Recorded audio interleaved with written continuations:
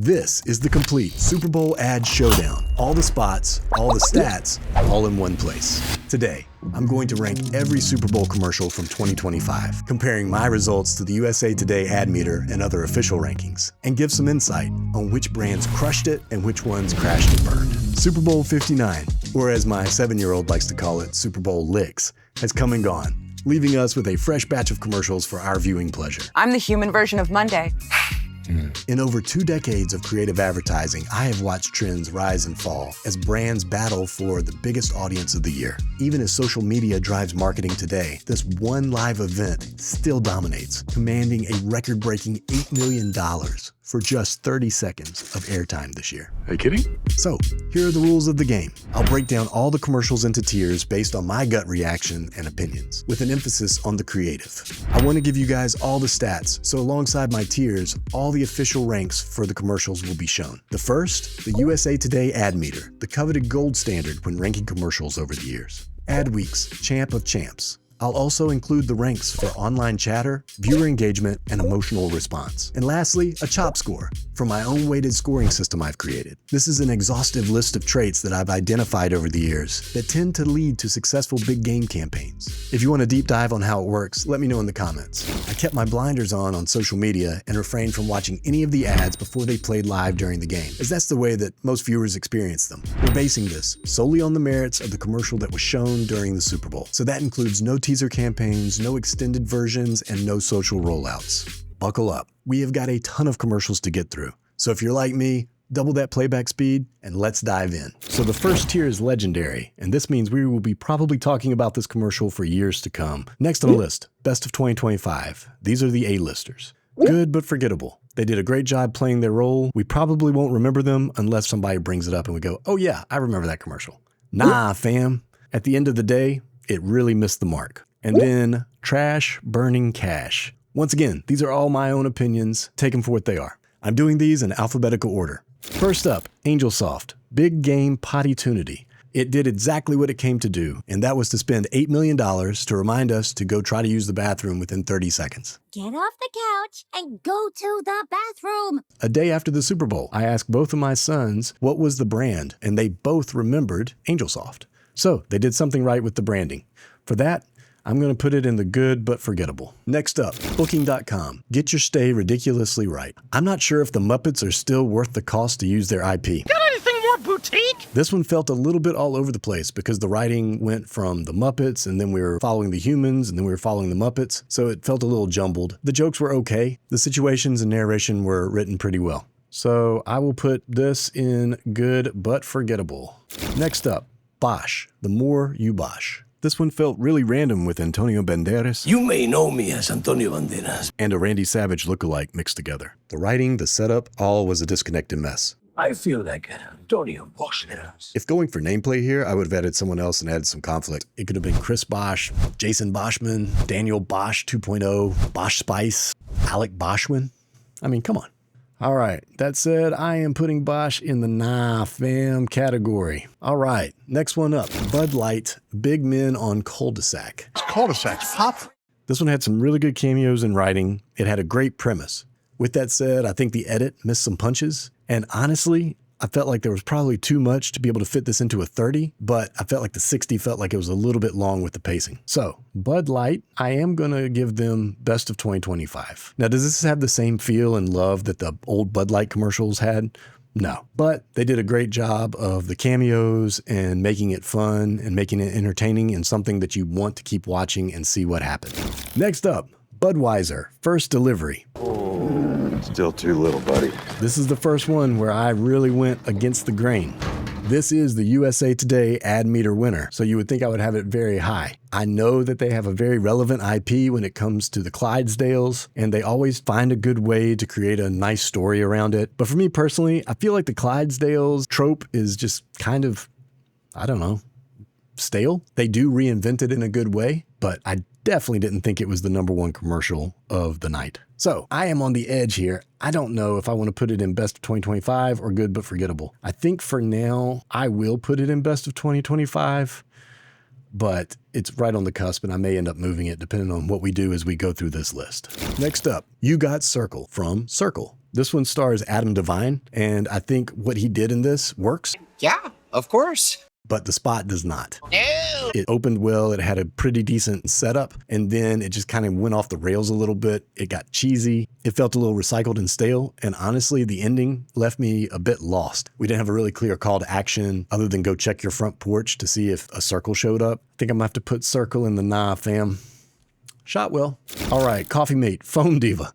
This one was kind of crazy. If you like tongues, this is where it's at. I know anything having to do with weird human body parts and morphing and whatnot did not seem to do that well during the Super Bowl this year. I know we got a lot of skibbity toilet stuff and all of that going on now, but all of that kind of weirds people out, I think, and they're just not feeling it. So, Coffee Mate, I like that you took a risk with this, but do we put it in burning?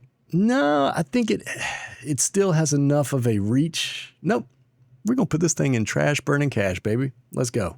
First one, Coors Light, Mondays. This is the slowest 30-second commercial that you will ever see because it has to do with sloths. It has that odd appeal that a lot of Super Bowl commercials have that helps grab your attention. It has a good fun and games part, and it has a great tagline. Honestly, I didn't notice the sloth turned into a human once he got the Coors until the second time I watched this. I think I'm going to set it in good but forgettable, but I'm going to move it to the front, and we may end up moving that up a tier. Okay, next one up, What If by Disney+.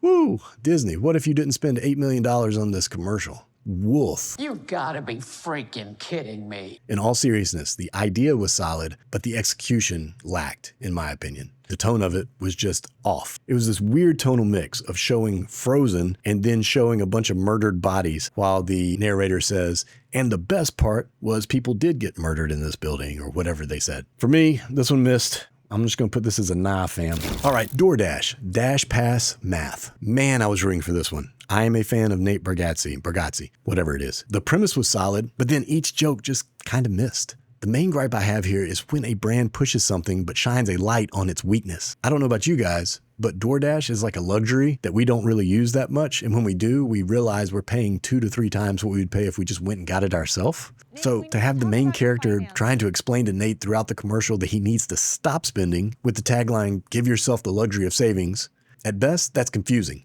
At worst, it makes me not really trust the brand or the commercial. It's a lot of mixed messages. I hate to do this to you, Nate.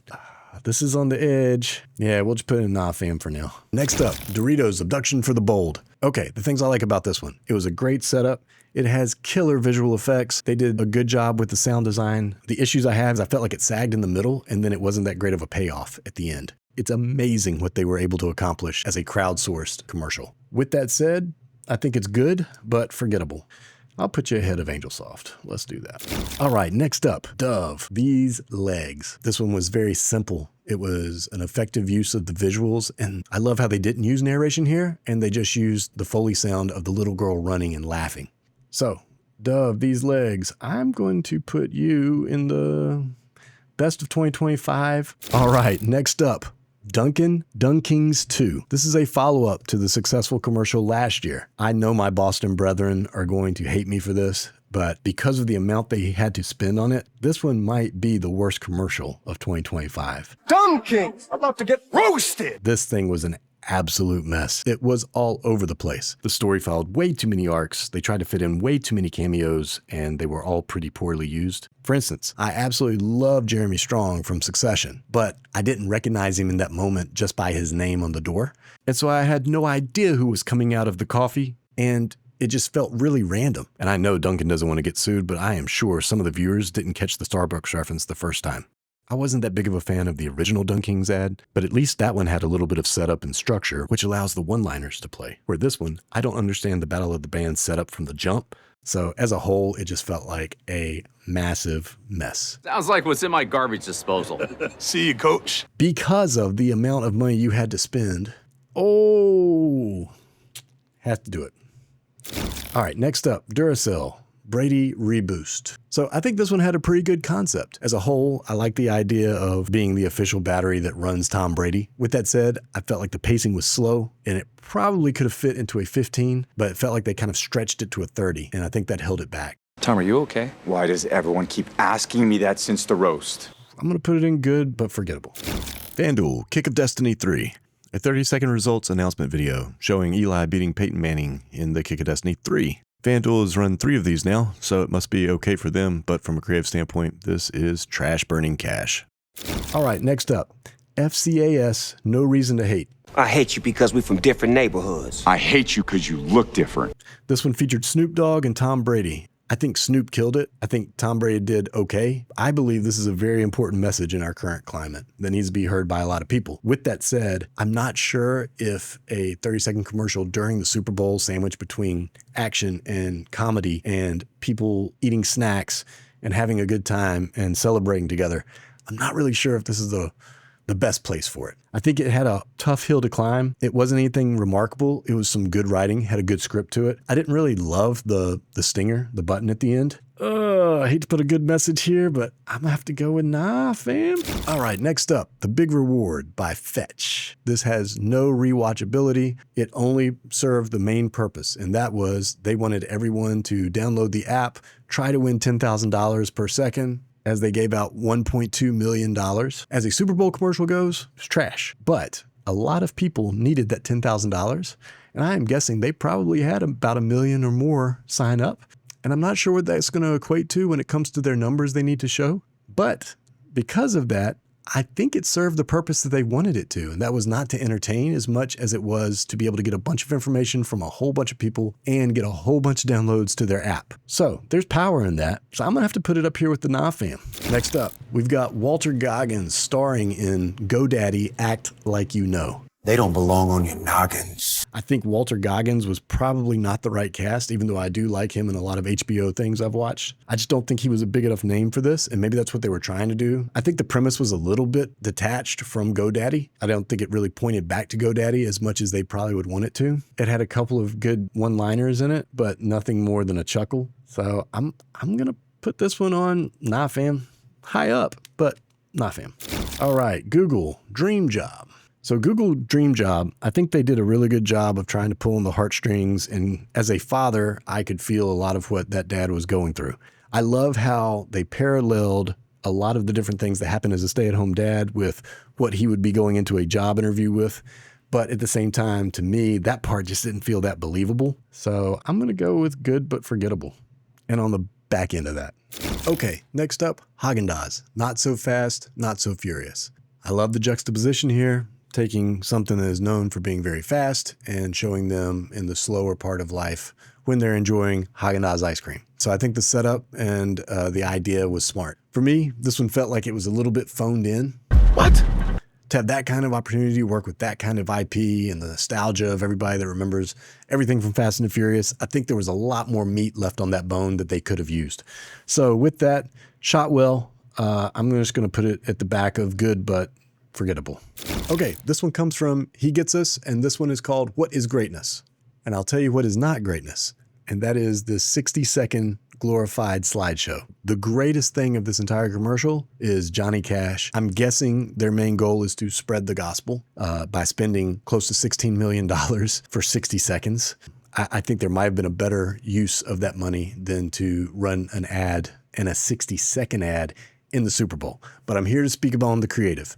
On the creative, there were some very visually striking photos, but there was no reason in the world this needed to be 60 seconds. You could have gotten a much more impactful message in a 30 and probably in a 15 and then spent the rest of that money on some homeless shelters or something else. So that's my take on this one. I'm burning it. Trash burning cash. Let's go. Okay, next up, Hellmann's When Sally Met Hellmann's. This is a great one to follow the last one. There we go. So I think it was great that they were able to bring back Meg Ryan and Billy Crystal for this and relive this moment and have Hellmann's as the hero. And I think that messaging came across.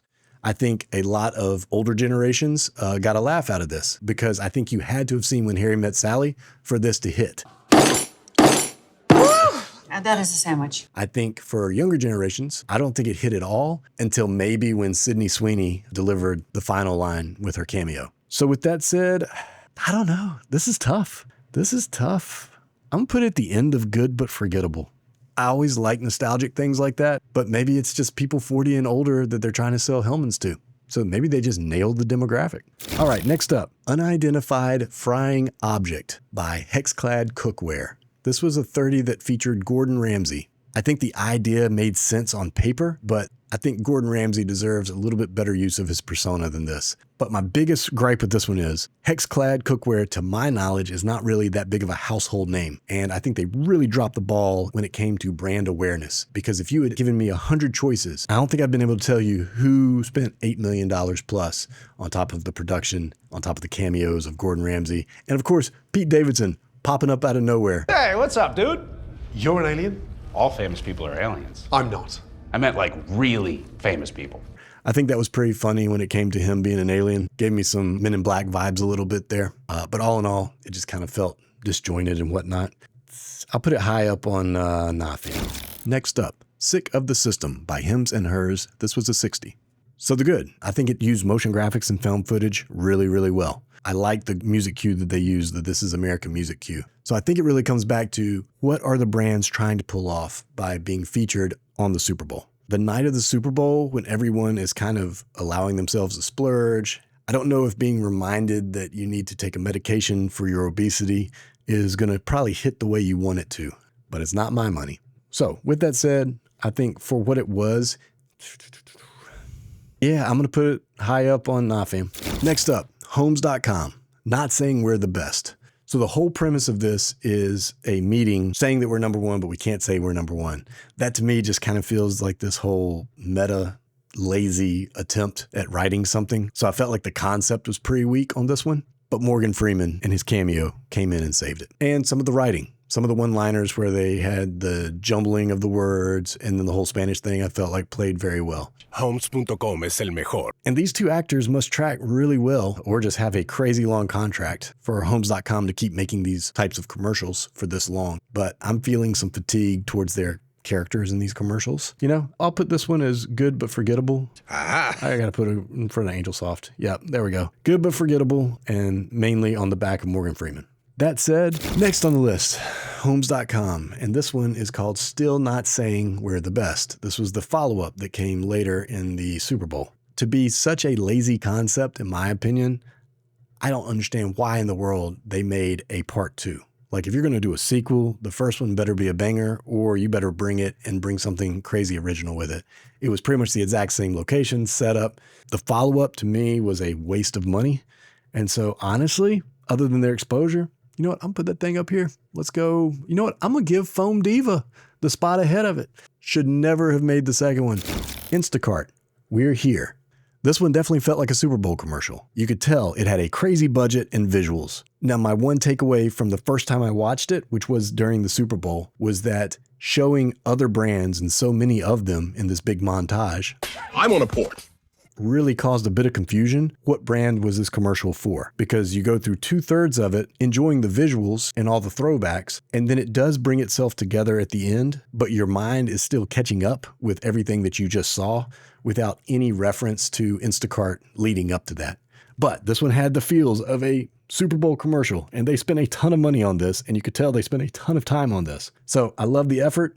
I want to put it here, but I think I'm going to set it right here with Coors Light, and those might move. Okay, next up is Jeep Owner's Manual featuring featuring Harrison Ford. Now, my biggest gripe with this one is it was way too short. Coming in at 2 minutes, I think it did a great job of weaving in the product with the story. I think Harrison Ford killed it, especially on his last line where he said his last name was Ford and he did it very quietly. So Harrison brought it. I think it believed in itself a little bit too much, and I think they could have at least cut it down to 1.5 minutes, and I think it would have been more impactful. Really well done, but really long for me. So I got to put it right around. Yep, we're going to put it there. Okay, next up, Lay's The Little Farmer. I personally love comedy the most when it comes to Super Bowl commercials, but I know there's a place for, and I enjoy some of the ones that have nostalgia and then the ones that pull on the heartstrings. I think this one did a wonderful job painting a beautiful picture with the cinematography. Everything about it was great. I think the little girl killed it as an actor. And just a note, this one had kids and animals, and it tested really high. So I'm going to have to put this one, let's go best of 2025 with Lay's Little Farmer. Next up, Safe for Work by Liquid Death. So this one has this silly country rock anthem driving the spot talking about drinking on the job. Their whole shtick is that they look like a beer can, but it's full of water and apparently tea now. I don't think it had probably the shock value that they thought it did. It was catchy. It was okay. I think other people liked it more than I did. So with Liquid Death, I'm putting it right here on the back end of good but forgettable. It was all right. All right, next up, Little Caesars. Whoa! I am sure Little Caesars was very glad that they actually got to play their commercial before Pringles, which we will get into. This one featured Eugene Levy and his notorious eyebrows. And we get to see them rip off his face and fly around.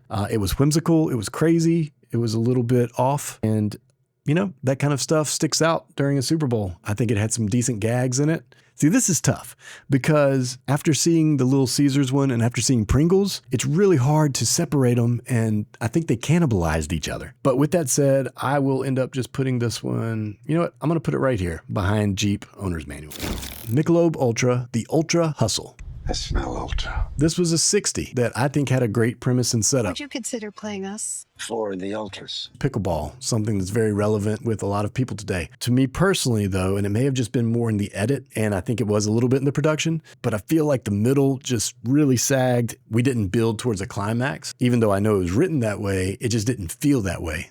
So all in all, this one left me a little underwhelmed. I feel like they could have shot it a little more epic and maybe made it a little more zany. I'll put it pretty high up on the good but forgettable. All right, MSC Cruise, Let's Holiday. Good premise, but honestly, the jokes for me kind of missed. And it may have been because like the writing shifted from comparing cultural differences at first between a dumb American and a posh Brit. A ton of football matches. Games, football games. And then it moved into comparing pronunciation of words. Privacy. Privacy. Football. Football. Schedule. I don't think this should have been a 60. I think that we could have holidayed for 30 seconds and it would have been more impactful unless every frame is killer from start to finish. You don't need all that time. I'd never heard of MSC Cruises before this, and I'm guessing a lot of other people had not either. If that's just me, that's my bad. But outside of the commercial kind of floundering, the brand recognition just wasn't there for this one. And at the end of the day, that's a big part of what we're doing here. So I got to put this one at the beginning of Nah Fam. Probably a really big budget, shot well, but just missed the mark. All right, next up, Mountain Dew, Kiss from a Lime. This one was the first commercial during the Super Bowl that actually got a big laugh out loud moment from everybody that was watching with our group. I know it didn't score that well on USA Today. You have to know who Seal is and Kiss from a Rose to really be able to get this and it not just be kind of crazy, zany, and out there, which it still is. But it's got shock value. It's got a killer song. I mean, you got Seal to sign up for this, to be superimposed on a seal? Come on, man. Come at me. I don't care. I'm putting this thing high. You know what? I'm putting this thing in front of those Clydesdales. Those things have played out, man. This is brand new. This is different. It's different. Do I put it in front of, you know what? Shoot, let's go. Let's go. That's where it's going? No apologies. Okay, Nerds, Wonderful World of Nerds. I think this is a good concept. I think it works really well for kids. It had some really solid visual effects and animation, but at the end of the day, it just didn't have that big Super Bowl feel for me personally. And I love Nerds clusters. I steal them from my kids all the time, but it just kind of felt like a music video. Based on the merits of its visual effects, I'm gonna put it good and forgettable, and you know what, let's put it had some rewatchability. It's catchy. Yeah, let's put that right here. And you know what, I gotta go ahead and move Angel Soft. Angel Soft does not deserve to be in front of all these, if this will let me do it. There we go. All right. Had to get that straight. Okay, next up, Genius Beluga from NerdWallet. For me, it was all just far-fetched, but not in a good way. I like far-fetched. If it kind of makes sense. So a genius whale picks up the guy's phone and puts it on his nose and then goes on to have a conversation with him talking about credit cards. I'm not sure what the team thought when they were coming up with this other than just latching onto the idea of geniuses and nerds. And that's why they had to use a beluga whale because animals sell during the Super Bowl. I think the one thing that irked me too was after they cut away of him doing the ooh, we never see if he returns the guy's phone. Like, that's a pretty messed up move. Beluga, what you doing, man?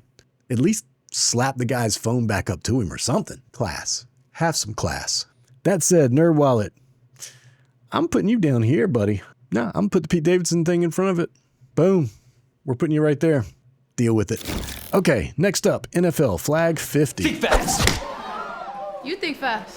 This one was it was a bit of a story. It was good. It was 2 minutes long. When you've spent the first 10 seconds in pacing and it was all about a joke with a kick me sign and that had nothing to do with almost any of the entire commercial, you know you've got time to burn. It was shot well. I think they could have maybe played up a little bit more in the 80s since it was supposed to be retro and based in 1985. Maybe a little confusing that the same girl from 1985 is the exact same in present day. Good messaging. It was fun. The jokes kind of hit, but it had a good tone to it. It was entertaining. It was fun to watch. Ooh, new girl, bad. I know some people probably liked it more than I did. I'll put good but forgettable. No, I'll put it in front of it. Yeah, I'll put it there. And you know what? I've got to go. I'm moving Coors Light back up here, and we're going to move Instacart right up here. I got to give Doritos some love.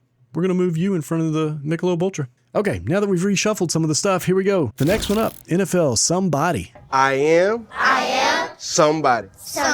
Between the two NFL commercials, I think for me personally, this one edged out Flag 50. I think most people could latch on and enjoy this. It was positive, it was powerful, it was relatable, solid commercial. So with that said, NFL Somebody, which one would I watch again more? I'm going here with it.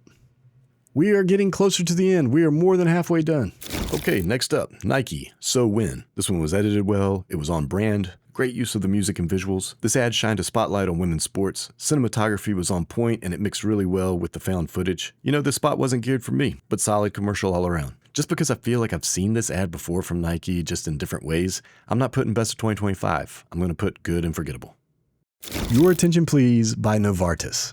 This was the best misdirect of all of the Super Bowl commercials in 2025. Did it make for a little bit of uncomfortable viewing with a 7 and an 11-year-old boy? Yes, but the message was right on point. It was such a powerful stat. And then Wanda Sykes jumping on there and telling her story definitely brought this whole thing home. I think their call to action worked as well. Going to that website and getting people screened and checked. With that said, let's see, where are we putting Your Attention Please? That's tough. Not my cup of tea, but it might go in the best. Let's just set her right here for now. For now. Next up, OpenAI ChatGPT. Love the motion graphics. Would have loved them more as a 30. Way too long as a 60. And with being one of the best known names in AI, I felt like they probably could have gone somewhere else with this and done more with it. So, sorry OpenAI. Woo! I think I'm going to have to put you at the, oh man, I hate to do it because I love my motion graphics. I want to do this to my motion graphics. But for the Super Bowl, I think that was trash burning cash because I know what that cost to make unless they built it with AI. Next up, Pfizer Knockout. A story of a boy beating cancer, then ringing the bell. Then you got LL Cool J coming in with that music cue. All good, man. Woo! Tell you what, somebody was cutting some onions.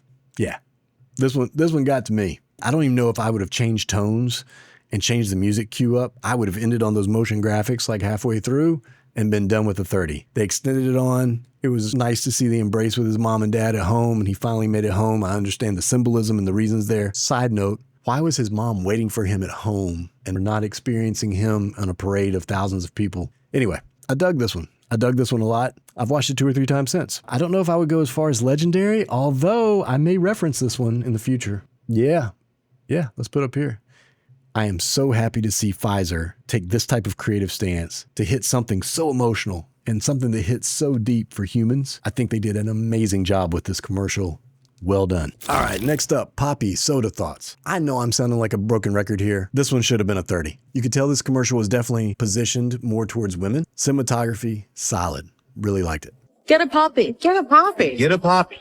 Have you guys ever seen Poppy out and about at any of these places? I have not. Maybe they're going to be expanding. Anyway, very bright, very vivid, good colors, memorable, but forgettable. I'm gonna freak out. You guys still with me? I hope you guys are still with me. Pringles, Call of the Mustaches. I said it earlier, the similarities between this one and Little Caesars, way too close. They even joked about it on social media. When I went back and watched and actually saw the merits of both, I have to admit, I think the Pringles one did better. So if that's where Little Caesars is, we are going to set the Pringles one around here. If it hadn't been cannibalized, there's a chance it may have gone up here, but it just didn't hit as hard because of that. So next up, Ram, Goldilocks. Once upon a time, there was a girl. This was a 60. This one felt like a big Super Bowl commercial. It had great visual effects. It had really good storytelling. This is my story. Had good writing. Tastes like chicken. It was shot very well. You can't ask for more with this. Yeah. I'll put it in the best of 2025. Probably down in the further end, but I'll put it there.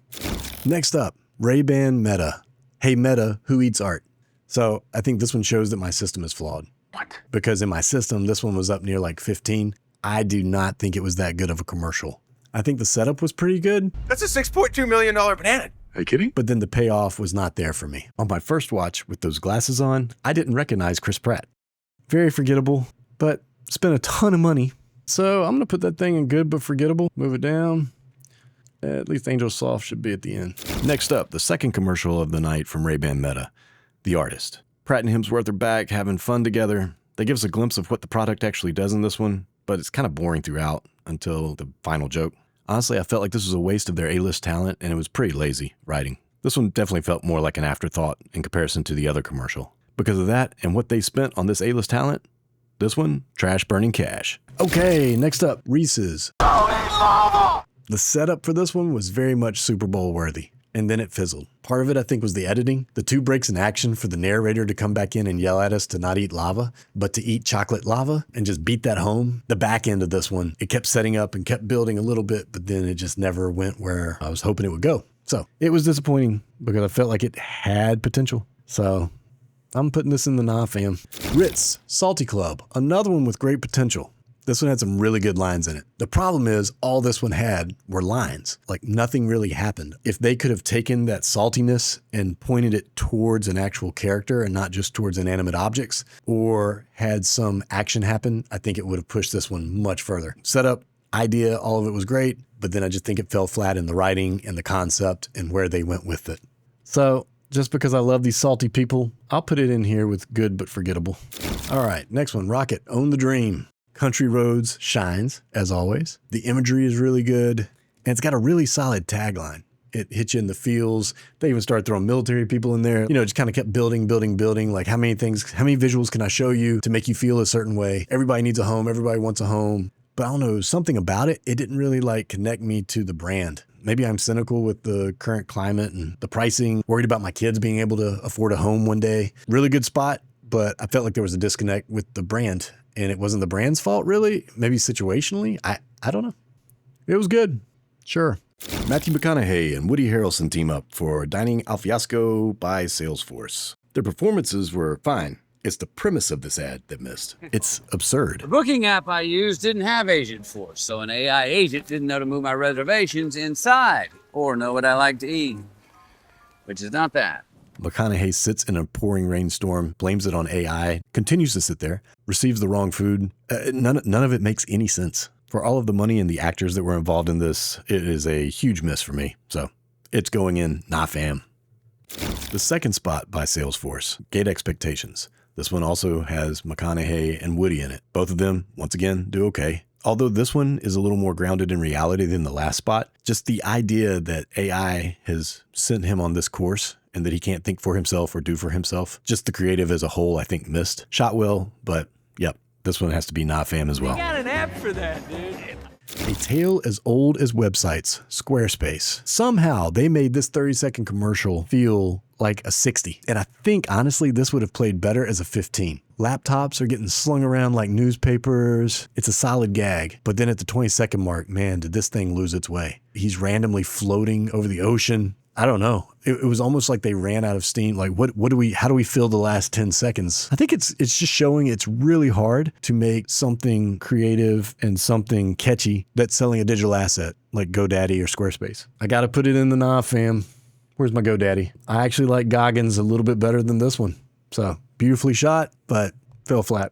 Next up, we've got Stella, David and Dave. I love this premise. This is what a Super Bowl commercial is all about. I think this was the best use of cameos and of star performances. You've got David Beckham, massive star. The whole setup that he has a twin brother plays so well. We get in really quickly. We understand it. You have a twin brother we never told you about. What's his name? Other David. You called him Other David. If there's 2 Davids, one has to be Other David. And then they have the big reveal. Matt Damon is playing his long-lost brother, Dave Beckham, and has this killer leg. Sorry, it's a thing I do. He grew up in the United States. The whole thing worked really well. And then the banter at the end, like a lot of times that gets in the way, but for me personally, I thought it was hilarious. Ben Affleck famous. That's a shame. It played really well. So everything about this one for me was great. And this was a 60. See, I don't hate all 60s. I like 60s that actually keep progressing the story, have lots of jokes and different things and beats to make you stay interested. You all right, man? Check me out. I'm taking this 60 because you know what? I actually have taste, David. And I am moving this bad boy up here. Not sure if that's its final resting place, but it will be in the best of 2025. And who knows, maybe I move it to legendary. We'll see. Next up, Taco Bell, the fans. I'm mad at Taco Bell. Taco Bell, a lot of times, they bring it. I expect better from them. This was a complete waste. Wait, what? Sorry, big guy. But I'm Doja. Yeah, but celebs don't make Taco Bell Taco Bell. Who knows what you paid for LeBron and Doja? I like the idea of paying for these celebrities or these personalities and then not using them, because that's funny. But the way they did it, the lines were kind of stale. Taco 2? Drop it, LeBron. This isn't for you. The montage of those pictures just kind of muddied everything up. I don't know, there weren't any like real beats to it, even though editorially there were. But when it came to things that we really stop down on or that we care about, I don't know. Taco Bell, I think you totally missed the mark this year with it. I know you spent a ton. Sorry. My take, I'm putting it in burning. All right, T-Mobile, new era in connectivity. Here comes another 60 that could be a 45 or even a 30. This one may have been the most impactful product announcement at the Super Bowl. I remember turning to my wife and going, man, we should check this out. She said the same thing. It all felt a little bit detached. Like I would have shortened the intro for sure. You're going too slow, T-Mobile. Speed up. I know they thought they were going for epic and then maybe some pulling of the heartstrings, but I don't know. I don't feel like it worked that well. You're not a trailer from 2001. This could have been a 30, maybe a 45. Save those millions, T-Mobile. Just because of the product messaging, I'm going to put you, I'll get you beating Bosch. There we go. But that's not saying a lot. Totino's. Here we go. Totino's Pizza Rolls. Chasmo finally goes home. I'm glad this is in the fourth quarter after a lot of the little kids went to bed because this probably would have freaked them out. I gotta be honest, I laughed out loud at this one. It's goofy, it's zany, it's ridiculous. Those are things I used to love about Super Bowl ads. Based on the ad meter score, I think you have to understand the comedic timing and sensibilities of Tim Robinson and Sam Richardson going into this one to fully enjoy it. Because I feel like this thing should have been ranked much higher. And maybe I'm just a weirdo like that. I probably am. We didn't know him as well as you, so it's not as sad for us. Not that we didn't want to. Just didn't open up around us. Yeah. I'm going to give Totino's the love they deserve. I'm going to set it right here for now. You know what? I know I was on a kick, but I'm going to move Coors Light further up. And I'm going to move Instacart because those guys might be going up here. This is Tubi Cowboy Head. This one was not even on the ad meter, and probably a good thing it was not. This thing got baked on Twitter. This was a crazy out there spot. I said I love zany. I said I love weird. I love it when it works. When it comes to disfigurement of the human body, tread carefully with the mass general audience. Lesson learned. Moving forward with the Super Bowl, don't do flesh hats. We're going to put that in trash, burning cash, baby. All right, next up, Tubi Z Suite, a frantic 15-second spot that is supposed to look like Gen Z making a TikTok. It was a 15, so it came at you really fast. What they used as the final graphic was really jumbled and hard to read. It was a mess. I'm sure it might have hit an audience that it was supposed to hit. Wasn't me. I'm putting this guy down here, trash, burning cash, at the bargain basement. All right, TurboTax. Now taxes so sweet. Huh? Now taxes is so sweet. That can't be the name. Is that the name? This was the only 45 of the Super Bowl. The acting was good. It had good action to it. I think the dialogue drug in this one. I don't think this needed to be a 45. This could have easily been a 30. I also didn't feel like a lot of the writing was relatable. Like, when was the last time you walked up a ton of stairs with a box full of receipts to your tax appointment? But it was shot beautifully. At the end of it, though, it didn't really drive home the brand. I couldn't tell if it was TurboTax or one of the other ones. So I'll put it as good, but forgettable. If it will let me, please. Yeah, let's put it right there. All right. Uber Eats, Century of Craving. From the very beginning, football's been a conspiracy to make us hungry. This one was ambitious. I like ambitious. This one used a lot of nostalgia. I think it had good storytelling. I think it had a decent arc to it, but as a whole, it had a really unremarkable payoff. It felt like they used a lot of the gags throughout the fun and games, and by the time we got to the end, it just kind of let me down. So yeah, shorten it, make a better ending. I'll put that in good and forgettable. There we go. How to Train Your Dragon by Universal Studios. How do you really score a movie television spot versus all of this other creative? I think they did a good job with it. It was nothing over the top. So yeah, I'll just put good and forgettable right at the end of there. All right. I feel like lately there's always been like one really good commercial with the elderly doing things that are younger. One of my favorites was the Taco Bell one back in the day when they had the We Are Young song in Spanish. It was awesome. This year's version of that would be WeatherTech. Whatever comes your way. I have a soft spot for this kind of trope. I don't think it's getting the love that it should. I think this was a really well done spot. I think the cinematography was great in it. I think this was their very first time running a Super Bowl spot. WeatherTech punched above their weight. I mean, how else are you going to sell car mats in a Super Bowl ad? Like, what else do you want from WeatherTech? Seriously. Yeah. Watch this. Yeah. Haters, look at this. Boom. Best of. That happened. And last, but not least, and out of alphabetical order, so it shouldn't have been last, we've got Stoke. Stock? Stoke. How do you say it? Stoke. Stock. I don't know. We've got Stoke Cold Brew Hollywood Magic. Correct me if I'm wrong. I looked all over the site today, and this was not up on the USA Today ad meter. I think this one would have had a decent shot being somewhere in probably the top 20 if I had to guess, just by the merits of what it has. Channing Tatum channels his deep down magic mic, and he teaches the Wrexham soccer team how to do a better celebration dance. Very simple premise.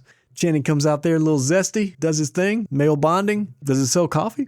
I guess. Keep it classy. Everyone put your clothes back on. I watched the longer cut that's over a minute. And honestly, in this situation, I think that one works better than the 30. We're judging the 30 on its merits. It got a chuckle, so we're going to put it somewhere in here. Yeah, let's do that right there. Okay, so after some resorting, here is my final tier list. First off, best of 2025. Then we've got good but forgettable. Next up, nah fam. And then finally, trash burning cash. Thank you for sticking around to the end if you're still here. Hopefully you got some good insight and maybe you got some interesting angles on the way that I see commercials. I think as a whole, we had an okay Super Bowl when it came to commercials this year, but it definitely left a bit to be desired. I don't think I would put any of these on the legendary tier. That's sacred hallow ground. I'm trying to figure out who my audience is and what they want to watch. So if you wouldn't mind, please leave a comment below and let me know if this is something that you want to see more of. Breaking down commercials, talking about the story behind them. I love this stuff and would love to share it with you. So let me know what you want me to talk about, and I'll see you next time.